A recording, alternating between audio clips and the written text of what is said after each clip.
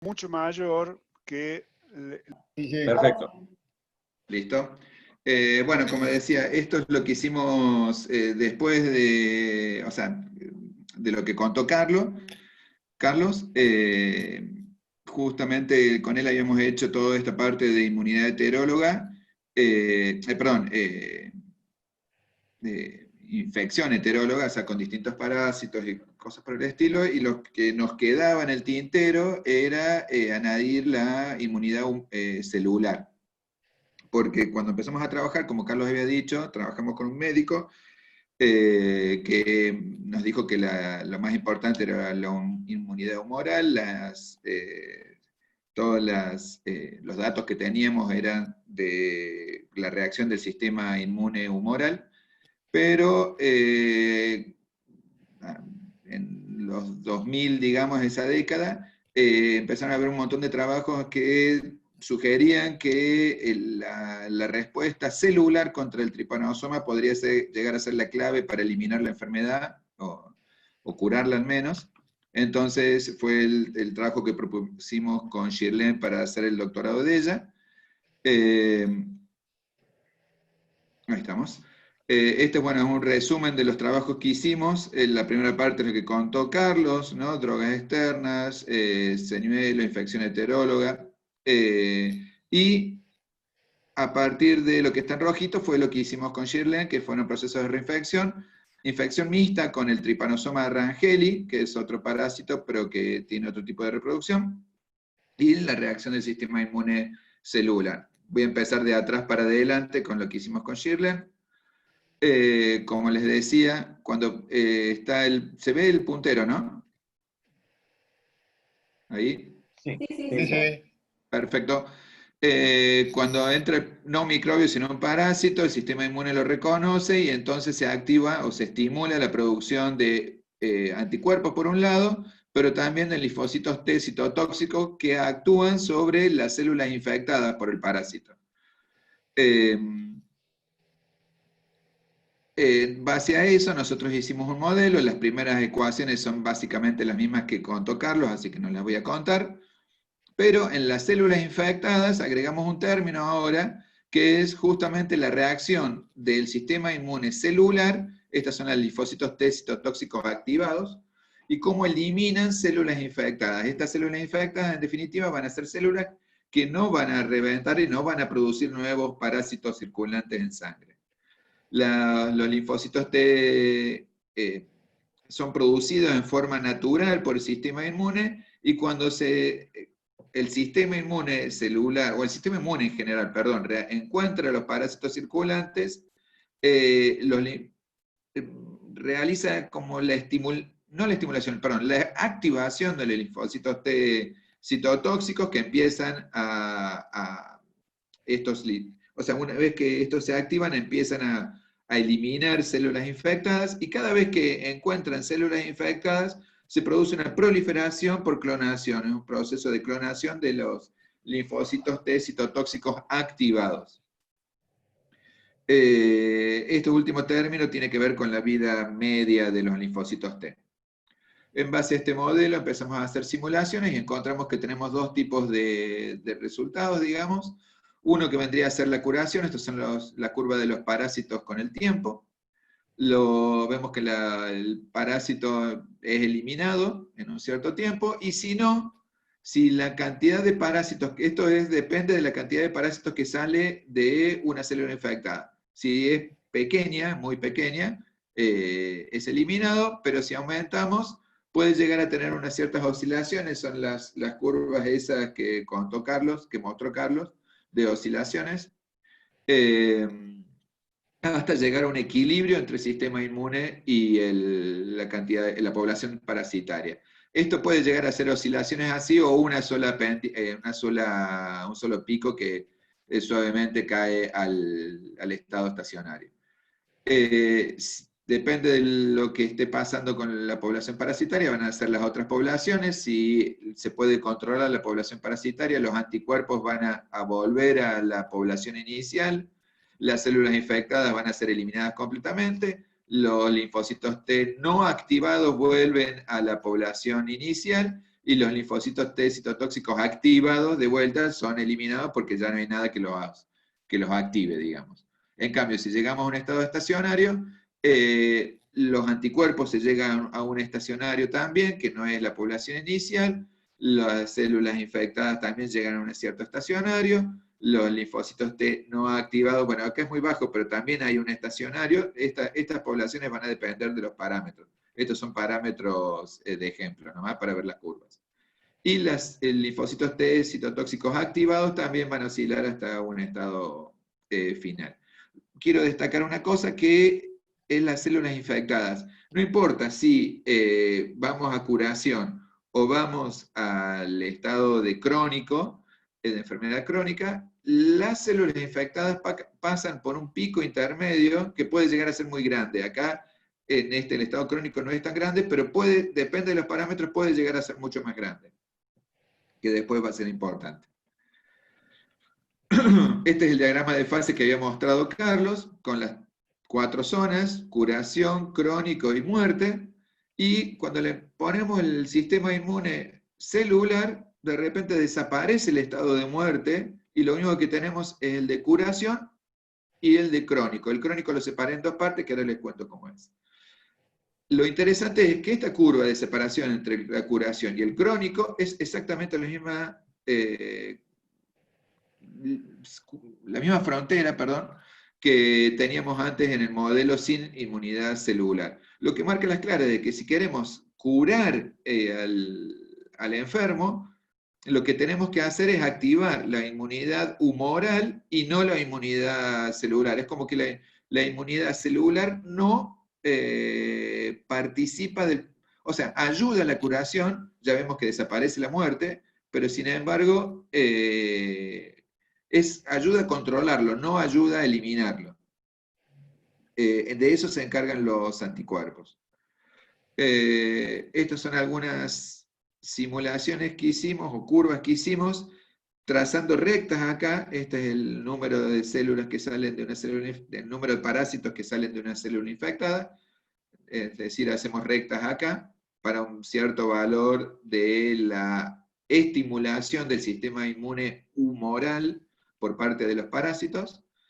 La línea esta de punto y trazo es si no existe el sistema inmune humoral, que es esta de acá.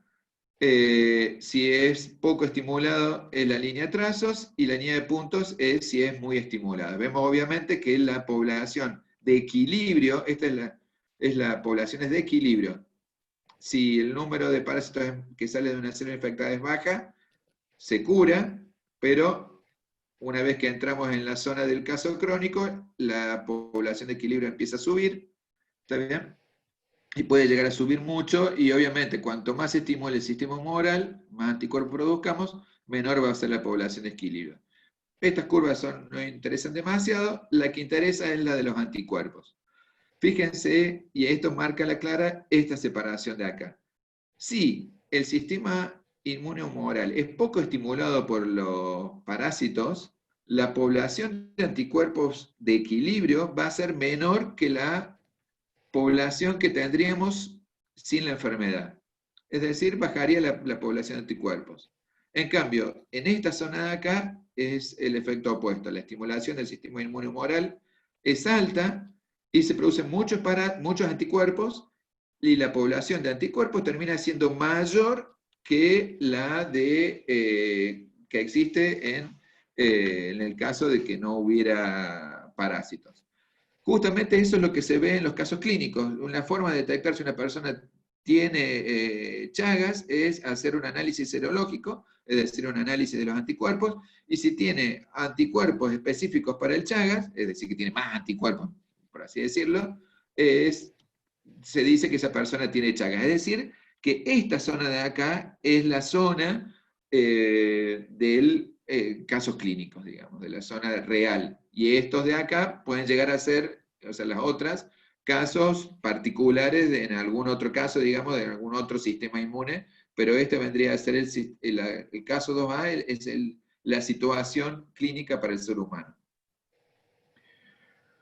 La cuestión es que ver que desaparecía la zona de muerte, esa no es un caso clínico. Existen casos clínicos en los cuales la persona, como comentaba recién Jorge, creo, la persona se muere por la infección y nosotros creemos que, o propusimos, mejor dicho, que eso es debido a la destrucción celular parcial que existe por el pico en el estado agudo.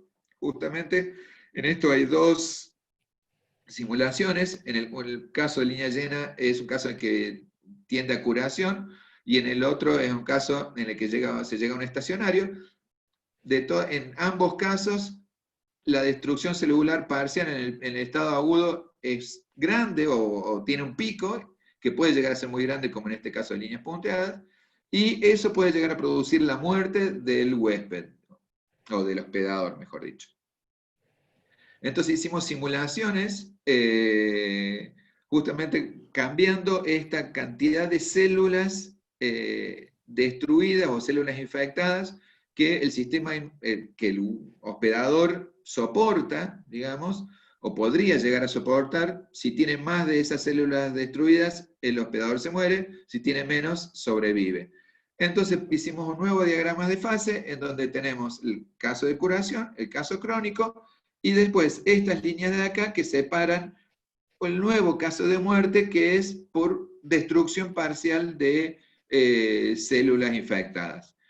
Obviamente, si el huésped se banca, por así decir, muy pocas células infectadas, estas líneas van a ir moviéndose para allá, y va a aumentar la zona de muerte por destrucción parcial de células infectadas. Si en cambio si el hospedador soporta un poco más de células infectadas, se disminuye la zona de muerte por destrucción parcial. Nosotros, uno piensa justamente de que los casos que yo conocía, ¿no?, de muerte por destrucción parcial, era de infantes menores de 2 años, una cosa así, que justamente es lo que uno cree que tienen soporta menos la destrucción celular. Entonces uno podría pensar que a medida que uno va creciendo, va soportando cada vez más la destrucción celular, y esta curva se va moviendo para aquel lado a medida que el sistema inmune del hospedador va madurando, ¿no? Bueno, esto es lo último que hicimos con Schirlen. Bueno, estas son algunas de las conclusiones que, por cuestión de tiempo, voy a pasar por alto. Un detalle nomás que quiero destacar. Había destacado justamente que la línea de separación entre el caso crónico y la de curación dependía únicamente de la inmunidad humoral y no de la celular.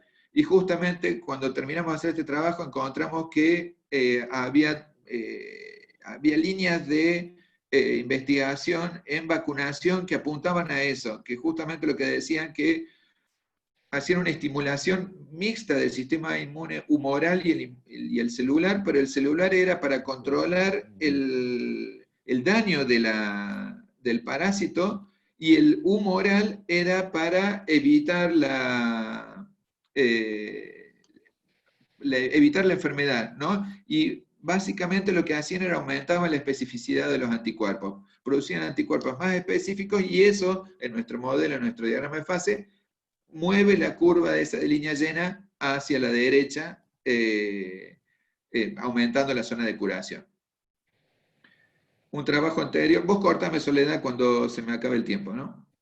El otro trabajo que habíamos hecho antes, justamente que era derivado de las últimas cosas que contó Carlos, era una infección mixta entre el Trypanosoma cruzi y el Trypanosoma rangeli. Cuando llegó Schirlen, más o menos habíamos empezado a interactuar con un grupo de médicos que estaban proponiendo que el Trypanosoma rangeli podía ser usado como una especie de vacuna para el cruzi, haciendo preinfección con el rangeli, que es inocuo para el ser humano. el sistema inmune del ser humano puede controlar el Trypanosoma rangeli, entonces proponían como que eso podría llegar a ser una forma de curar, o de vacunar, mejor dicho. La idea es que el Trypanosoma rangeli, bueno, la idea no, el Trypanosoma rangeli es infectivo para el vector, produce, creo que algún problema en el sistema digestivo, y lo importante es que no tiene replicación intracelular, es decir, no produce daño celular al hospedador. Este es el primer modelo que habíamos hecho con Carlos cuando empezamos a trabajar con el médico, fue justamente un modelo de interacción parásito-anticuerpo, o parásito-anticuerpo, y no habíamos considerado la replicación celular. Fue lo primero que hicimos. Y nos vino de 10 para reproducir el Trypanosoma rangeli, porque justamente no tiene replicación intracelular. En base a eso, uno puede hacer un diagrama de fase para el Trypanosoma rangeli, hicimos reproducción de las curvas parasitarias que encontramos de experimentos con el Trypanosoma rangeli, que hay muy poco, y un detalle que no conté, y es por lo cual estos médicos lo estaban proponiendo, es que los anticuerpos del Trypanosoma rangeli son exactamente los mismos que los del Trypanosoma cruzi. Entonces hay una reacción cruzada, como contaba Carlos, pero con distintos parásitos, por así decir. La cuestión es que si hacemos el diagrama de fase del Trypanosoma cruzi, esto es una cosa que no habíamos mostrado antes, que es para los experimentos de ratones, estos son distintas cepas del parásito del T. cruzi y estos son distintos ratones. En nuestro diagrama de fases, los experimentos están acá. Bien, esta es la parte de curación, esta es la línea llena que separa curación de crónico, es decir, todo esto es el caso crónico, y este es el caso de muerte que teníamos sin la inmunidad celular, porque esto fue un trabajo previo.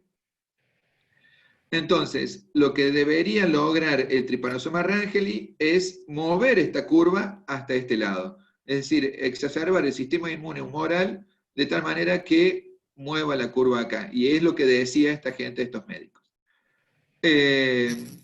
Algunos experimentos previos mostraban justamente que si uno hacía preinfección con el rangeli, obtenía este tipo de curvas de acá, donde bajaba la cantidad de cruzi, estos preinfectaban con rangeli, y a los 15 días infectaban con cruzi.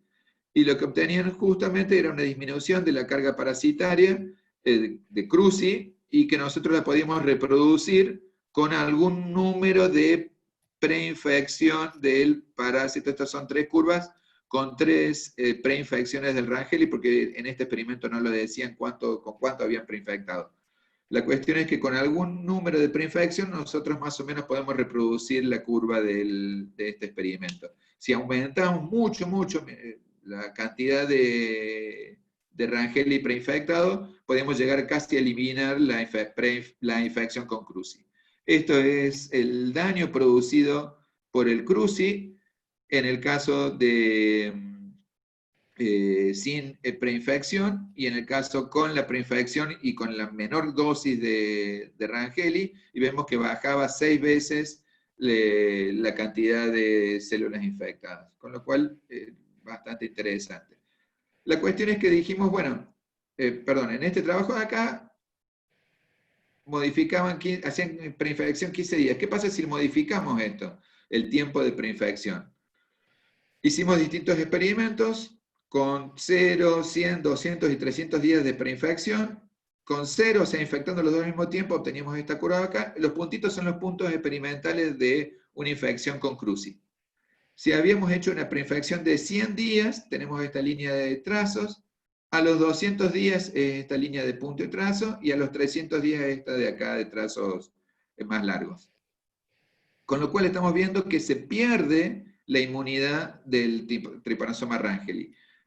Vemos el tamaño de este pico para las distintas preinfecciones y vemos que entre 0 y 100 días de preinfección con el rangeli, la estimulación del sistema inmune humoral exacerbaba la cantidad de anticuerpos en sangre, y con lo cual, si uno tenía una infección posterior con cruzi, esa exacerbación del sistema inmune humoral podía eliminarlo, pero a partir de los 100 días ya se empezaba a perder y al año ya teníamos casi lo normal de infección con el Trypanosoma cruzi.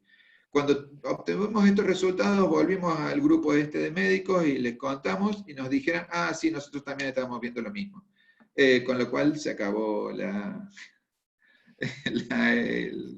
el trabajo porque ya no se podía hacer más nada con esto. Pero sin embargo, bueno, siempre quedó la idea de tratar de buscar alguna animal que pudiera llegar a ser de reservorio del Trypanosoma rangeli y que mantuviera una infección con rangeli permanente de tal manera de estimular el sistema inmune humoral, al menos en los animales domésticos. Pero bueno, eso quedó en el tintero para algún futuro.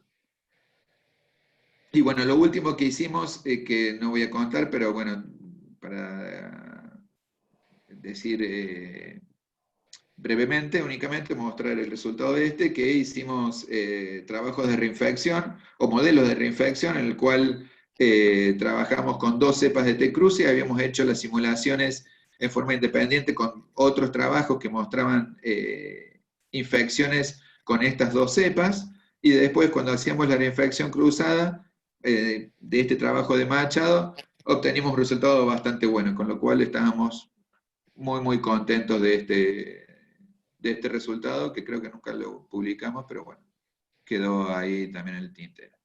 Y nada más. Gracias, Gustavo. Por nada. ¿Hay alguna pregunta para Gustavo?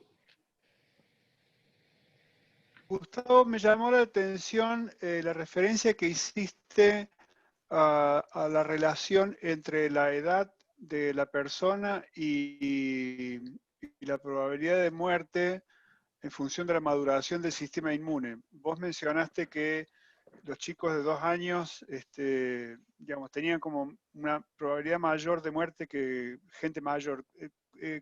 ¿Cómo es eso? O sea, en algún momento habíamos leído, cuando empezamos a trabajar con Carlos, nos basamos mucho en los datos clínicos que teníamos, ¿no? Y en general cuando encontramos el